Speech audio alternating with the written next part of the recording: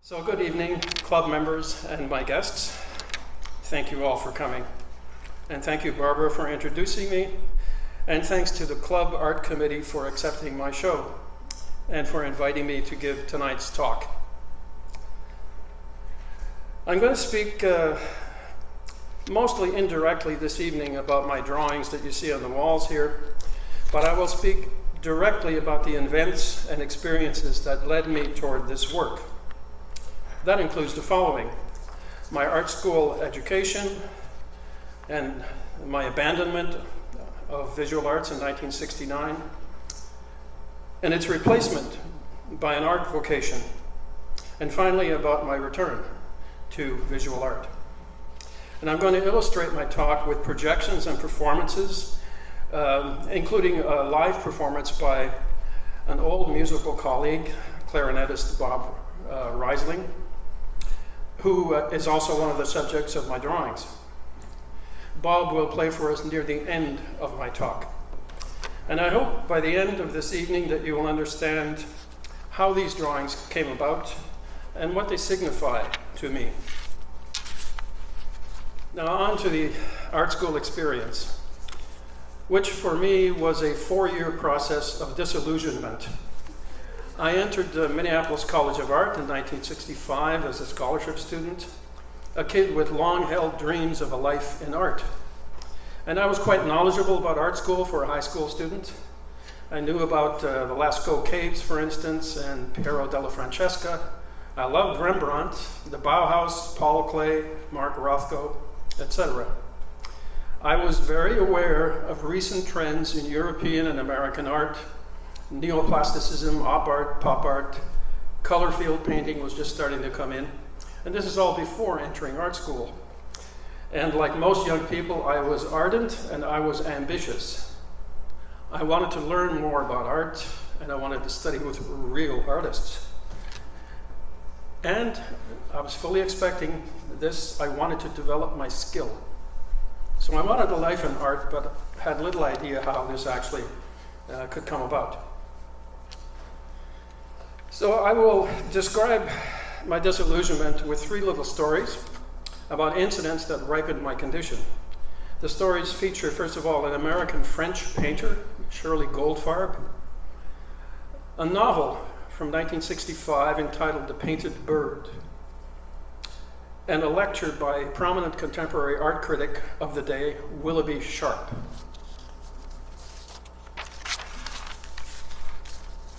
So let's start with Shirley Goldfarb. So Shirley Goldfarb was a Paris-based expatriate American painter, and she was a guest artist at the Minneapolis College of Art, my school, for the academic years of 1965 and 66. Her earliest work was in an abstract expressionist vein, such as my own work. But by the time she came to Minneapolis College, her work had morphed into a kind of a patterned color field style, a textural style.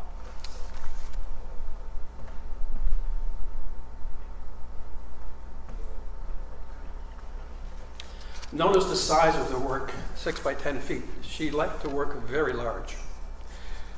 I was impressed by her work.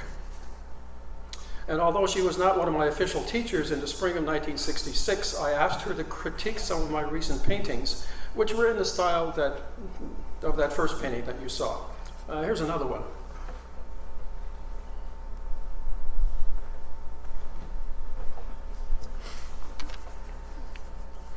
So I showed her images like this, and she looked at several of my pieces in this style, and she asked me about my expressive thinking. And I remember I explained something about objects floating in a sky-like infinite space. You can laugh. I'm laughing. She was not impressed, and she took great exceptions to the presence of these objects. Take them out. These objects are objects of misfortune. That's what she said. I remember those words. I also remember that she didn't offer any reason. There was no nuanced discussion, as I would have hoped. She made no argument. She showed no inclination to elaborate. She simply dismissed my idea altogether. End of story. It was decades later, and I mean quite a few decades later, that it occurred to me that she was offering me not an analytical discussion. That was never what it was about. Nothing about aesthetics. But she was offering me career advice, professional career advice. I believe now that she was saying, this will not sell in our current world of art fashions. And she was a successful cosmopolitan artist with representation in Paris, that's where she lived, and in New York City, so she was in a position to know. But I was so disappointed. The second discouraging experience happened in the late fall of 1967. Now, this was much more serious. I was in Haarlem, Netherlands that year, attending a painter's academy by the name of Atelier 63, which still exists, by the way, under a slightly different name. My teacher at the time was a well-established Dutch artist by the name of Edgar Fernhout. And he would visit my studio periodically to advise me and to critique my work. But usually I didn't have much to show him. Now, why was this? I had read the 1965 novel by the Polish-American writer Jerzy Kosinski. It was called The Painted Bird. The Painted Bird told the story of a young orphan boy on a survival quest somewhere in Eastern Europe during World War II. And it was the tale of his horrific childhood. The author claimed that his story was autobiographical, and that's how I understood it. And this novel had a profound emotional effect on me, and essentially it rendered me artistically mute. Kosinski was writing about real suffering, monumental events, tragic human affairs. And let me show you what I was doing.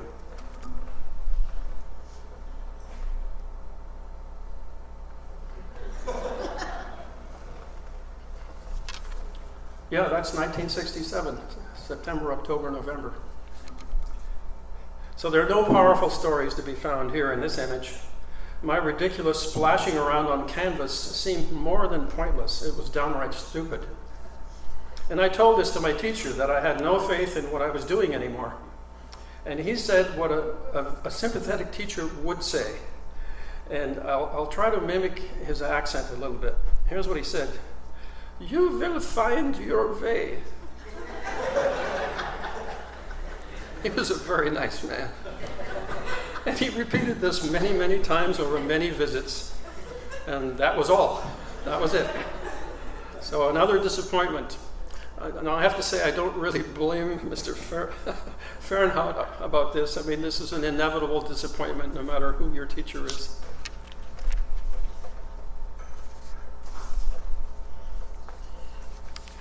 And my third disillusioning incident occurred in the spring of 1969. And by this time, as you can imagine, my disappointments were many. They had piled up. And it seemed that my student life was a cascade of disillusionment that threw doubt on my dream of a life in art, because it was still just a vague dream. But Willoughby Sharp's lecture on luminist and kineticist art really sealed my decision to abandon art. Now, I don't know if anybody here remembers the Nehru jacket. Does anybody remember that? It was high fashion in 1967 in certain parts of the United States, and that's what he's wearing. Anyway, Sharp was an American artist, a freelance curator, and he was the founder of a New York art magazine by the name of Avalanche, which you can find copies of online. He was what I consider to be a self-styled art theorist, a shill, who wrote for the major American art magazines like Art in America, Art Forum, and the like. Thus, he was a voice of 1960s contemporary art authorities. What I didn't know at the time was that he was also immensely rich. He was born into a prominent New York family, and his activities in art were funded by that wealth.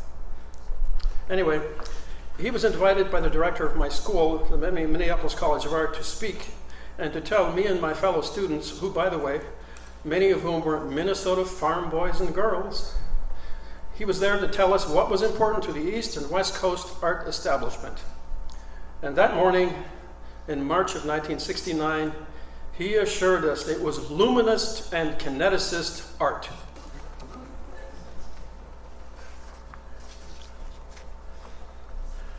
I want to read you the opening salvo of his lecture, and it's not that I remember it, although I remembered it very well, but I made a point. 2 years after I left the school, I found a book of essays on art, and by God, he was in there. And by God, this was the lecture that he gave. So I bought it. It was that lecture was very meaningful for me. And here's what he said. Off the top, kineticism is the art of physical movement.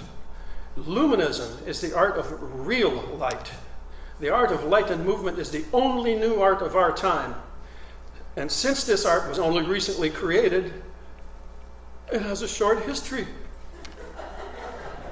And since it's the only art that adequately reflects the new age that we live in, it has a great future. The man is a thinker.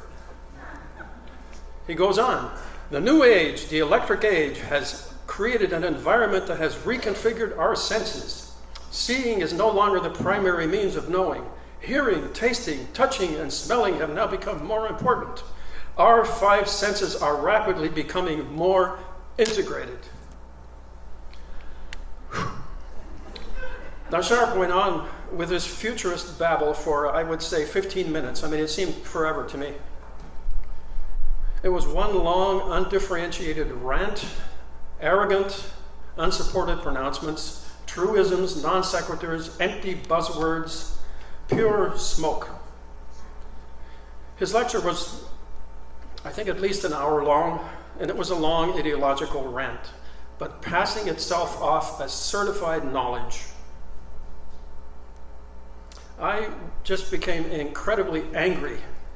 I was sitting in the front row of the auditorium, and I couldn't get out. And I didn't have enough wherewithal and enough confidence and enough really information and experience to challenge him. So it was one maddening experience. And in retrospect, and I think at the time as well, Sharp's lecture defined the moment when my contempt for art school took really deep root. And 6 months later, in September of 1969, I was back in Canada working in a Windsor auto parts factory and preparing my move to Toronto to study music.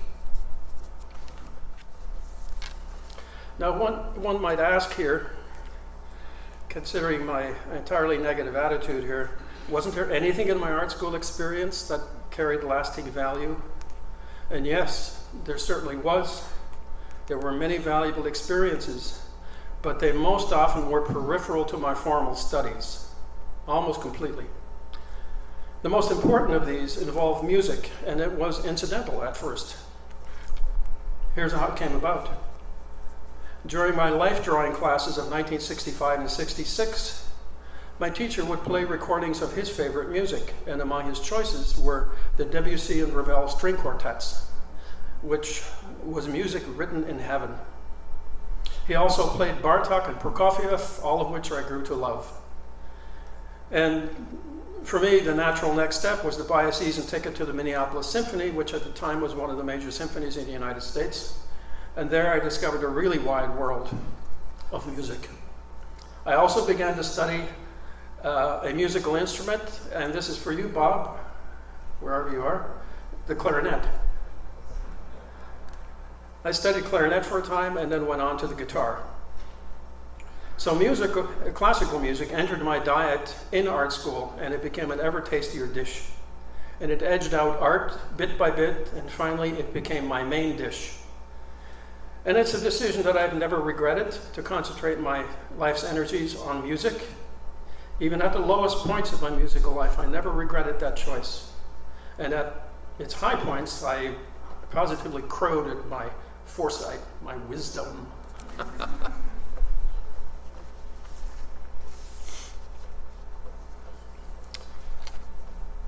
So I did indeed abandon an incipient art career, but I didn't lose my fascination with visual art. And that includes even art that I didn't exactly love. And my itch to develop artistic images and to develop my skill didn't really die, but they just went dormant. And over the last 20 years, during my time as a teacher of music and visual art, I began to combine with my music compositional work visual elements, and especially storytelling, which storytelling has for a long time been excluded from modernist art, in whose practices I was steeped. So I would like to play you now 2 video examples of this. The first is a movement entitled 1968, On the Factory Floor. It's from a piece that I wrote called the Motor City Memoir. It's for clarinet and piano. And it's an evocation of my life in my 1960s hometown of Detroit, where every summer during my art school years I would return to work in an auto factory. Its text and images tell a private story of my own summer of 1968. And the performance that I have here on video is by Bob Riseling and his chamber music partner, Denise Jung.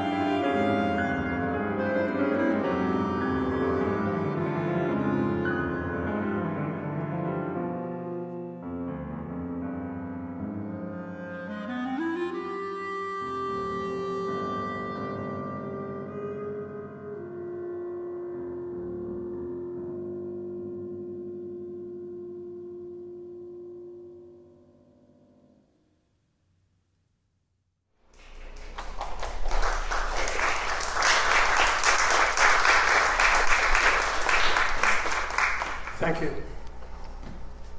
So that was my summer of 1968. And the images that you see here, most of them are from Detroit, and that mural that you see, there's a fresco. It's a really famous fresco, and in my estimation, it's Diego Rivera's best fresco amongst all of his work, and it's at the Detroit Institute of Arts. He did it around 1928. I would like to play you one more piece from this set of pieces. It's called 1966 Punch Press. And I think when you hear the music, you'll understand the title.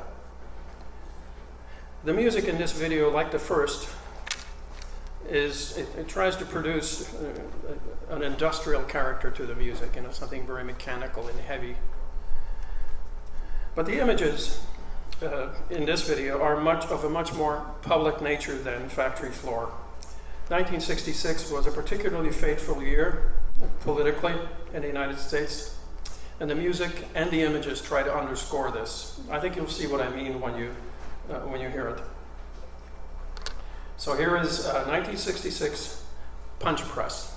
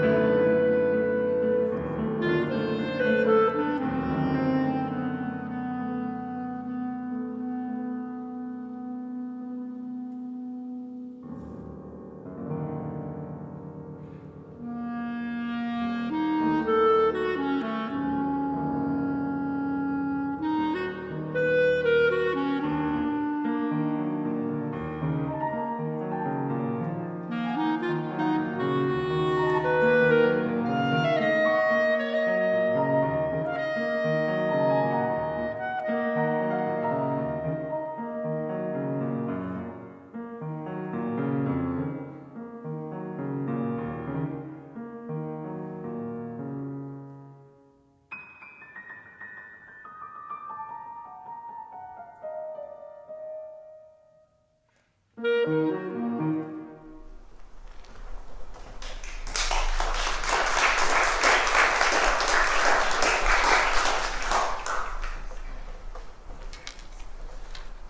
you, ladies and gentlemen.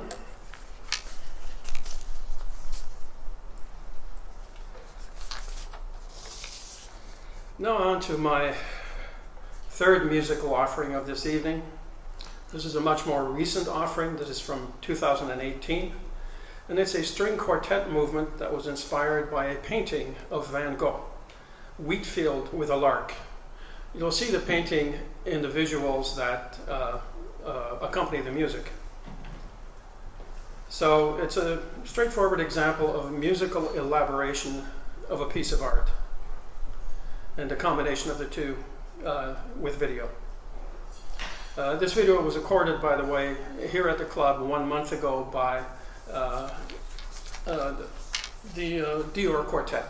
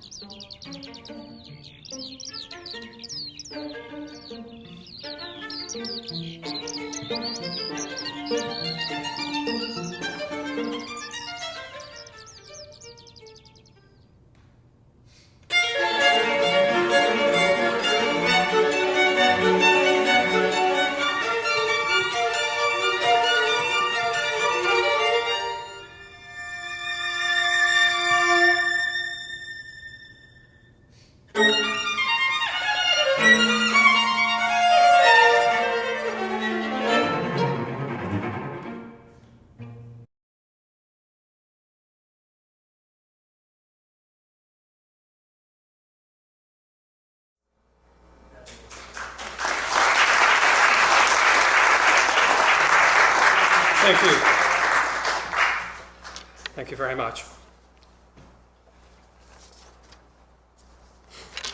You know, for most of my musical career, I thought of myself as a musician who was teaching just while I was studying music. And I always thought of myself like that. I was a musician who was just teaching, just to get by. But sometime in the last 5 years, it became much clearer that I've been a teacher all along. And I'm happy to tell you that tonight there's one former student of mine here from 50 years ago, and several students from 5 years ago. Sorry.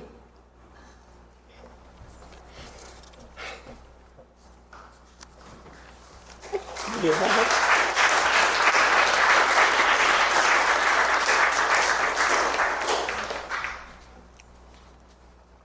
I was not expecting this, I must tell you. But such is life. By the way, the cellist was also a student of mine for about 4 years from this group. So music has been a very, very good life. I do not regret a moment of it. Now, I wonder if my friend Bob, yeah, he's back there ready to go. Okay, so I'm going to now announce the last musical offering. So the last musical offering of this evening is being presented by my old friend and colleague from the University of Western Ontario, Robert Riseling. I asked him to come down here from London to play for us. And as I said, Bob is the subject of 2 of my drawings here. And I want to say that the composition that you see up on screen here, it was very carefully posed in a London cathedral. And it suggests the person in the pose is formidable, Spartan, and of great dedication. And Bob will play a piece that was written for him many years ago by Donald Stephen, another composer, Canadian composer. It's entitled Sapphire Song. And this piece has a kind of direct expressiveness and a folk character that drew me into music during my art school years. It's about 10 minutes long, and it immerses the listener in the pure sounds of the clarinet in the same way that Shirley Goldfarb's paintings immerse the viewer in the beauty of pure color and texture. So Bob is assisted here by his wife, Judy, turning pages. And now we're on to Sapphire Song by Donald Stephen.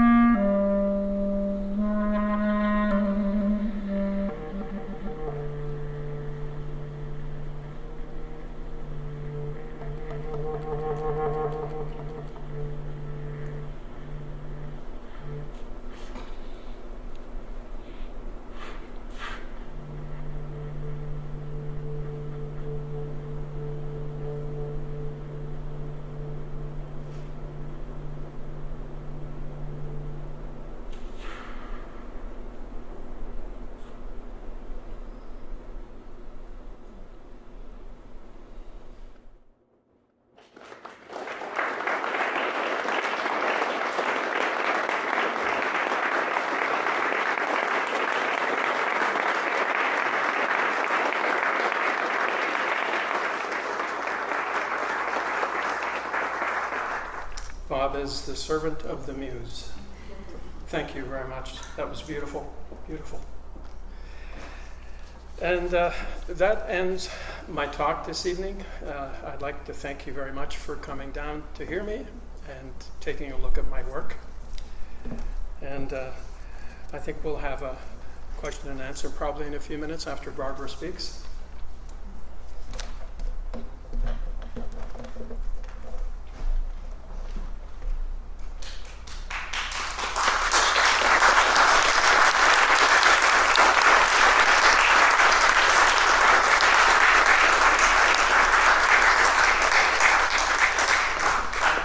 I'm so glad for that applause because I couldn't have said anything for a second or two there anyway. I don't know about you, but there's something about the arts, whether visual or auditory, that goes straight to the heart via what I was told once by somebody who seemed to know what they were talking about, the unconscious mind. It teaches us to set aside the critical thinking that we're so used to getting caught in that we don't even think about it anymore, and we don't realize how critical we have become. This evening has been a bit of a redemption, at least for this particular body and soul. And I want to thank Alan from the bottom of my heart, personally and on behalf of the whole club, for leading us through this wonderful experience. We've been talking about school and teaching, and I think a while ago in my career there was a grade 10 Latin teacher who said something like educare, to educate, means to lead. You can correct me if I'm wrong, but I think that this gentleman must have been a wonderful teacher and a leader. Witness the fact he's got students here, he's got all of us here totally enthralled. And all I can do is say thank you so very much.